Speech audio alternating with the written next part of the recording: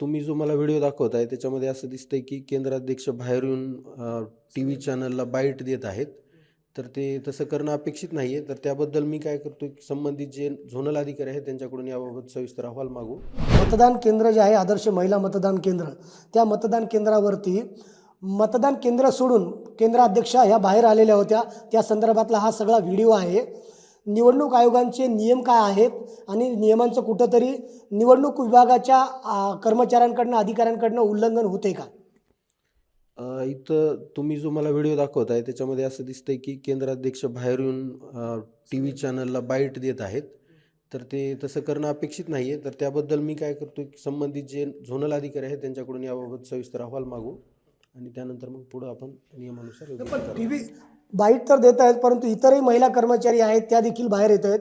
मतदानाचा जो आतमधला भाग आहे, मतदान केंद्र आहे, ते सोडून महिला कर्मचारी बाहेर येत आहेत. या सगळ्या महिलांचं किती प्रशिक्षण झालेले होते? त्यांना काही आपण सूचना वगैरे दिल्या होत्या का? आपण 3 प्रशिक्षण घेतलेले आहेत सर्व मतदान कर्मचाऱ्यांचे. आणि मतदान केंद्रमधलं मतदान यंत्र आहे ते सोडून बाहेर येता येत नाही, तशा आपण सक्त सूचना सर्वांना दिलेल्या आहेत. हो, परंतु निवडणूक आयोगाच्या सूचनानंतर देखील निवडणूक विभागाचे कर्मचारीच कुठेतरी या सगळ्या नियमांचं उल्लंघन करतायत का? ते आपण त्याचा अहवाल आल्यानंतर आपण याच्यात काय सूचना दिल्या सर? आपण काही आदेश वगैरे दिलेत का चौकशीचे? कुणाला दिलेत? झोनल अधिकाऱ्यामार्फत आपण त्याचा अहवाल मागू. सर, काही ठिकाणी मतदानाला विलंब झालेला आहे, त्यांना आपण वेळ वाढवून देणार आहात का?